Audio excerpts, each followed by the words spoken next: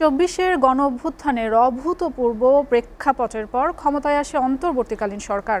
সাধারণ মানুষের মনে দিন বদলের প্রত্যাশা থাকলেও বদলায়নি সেবা খাতের চেনা বাস্তবতা। ট্রান্সপারেন্সি ইন্টারন্যাশনাল বাংলাদেশ টিআইবির এক জরিপে উঠে এসেছে সেবা খাতের ব্যাপক দুর্নীতি আর ঘুষের চিত্র।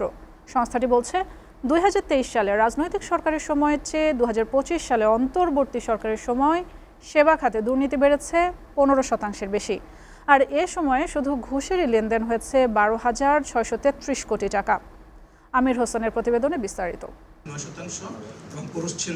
বৃহস্পতিবার সকালে রাজধানীর ধানমন্ডিতে জাতীয় খানা জরিপ ২০২৫-এর চূড়ান্ত ফল প্রকাশ করে টিআইবি। নভেম্বর ২০২৪ থেকে অক্টোবর ২০২৫ পর্যন্ত দেশ জুড়ে ১৫,০০০-এরও বেশি পরিবারের কাছ থেকে সংগৃহীত তথ্যর ভিত্তিতে এই প্রতিবেদন তৈরি করে সংস্থাটি। ২০২৪ থেকে অক্টোবর ২০০০ জরিপের তথ্য অনুযায়ী ২০২৫ সালে শুধু সেবা খাতেই জনগণের কাছ থেকে ঘুষ নেওয়া হয়েছে ১২,৬৩৩ কোটি টাকা, যা ২০২৩ সালে রাজনৈতিক সরকারের আমলের তুলনায় ১৫.৯% বেশি। টিআইবি জানায় এ সময়ে সবচেয়ে বেশি ঘুষ ও দুর্নীতির মহোৎসব চলছে পাসপোর্ট ও বিআরটিএ খাতে। ২০২৩ সালের সাথে তুলনায় দেখা যাচ্ছে যে দুর্নীতির শিকার এবং ঘুষের শিকার দুই ক্ষেত্রেই ২০২৫ সালে বেড়েছে।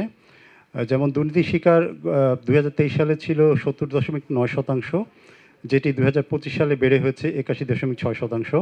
আর ঘুষের শিকার ২০২৩ সালে ছিল ৫০.৮%, যেটি ২০২৫ সালে বেড়ে হয়েছে ৬৩.৬%।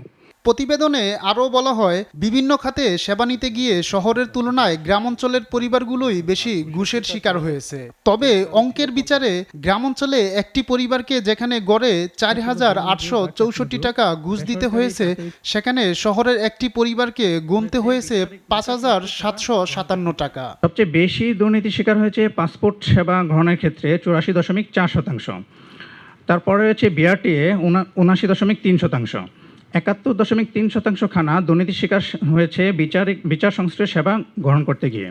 অন্তর্বর্তীকালীন সরকারের সময়েও ঘুষ আর দুর্নীতি হার এমন ঊর্ধ্বমুখী হওয়ার পিছনে প্রশাসনের কার্যকর জবাবদিহিতার অভাবকে দায়ী করেছে টিআইবি। একই সঙ্গে দুর্নীতিতে জড়িতদের আইনের আওতায় আনার পাশাপাশি সেবাদাতাদের জন্য আচরণবিধি প্রণয়নের সুপারিশ করেছে সংস্থাটি। নভেম্বর ২০২৪ থেকে অক্টোবর ২০২৫, অর্থাৎ এই জরিপের তথ্য মেয়াদ সেটি হচ্ছে যে নভেম্বর ২০২৪ থেকে অক্টোবর ২০২৫।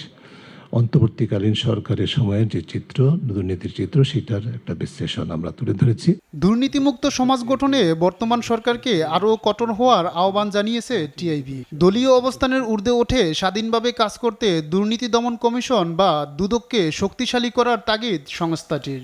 এর সাথে অন্য কোনো দেশের তুলনামূলক চিত্র। আমির হোসেন, এসএটিভি, ঢাকা।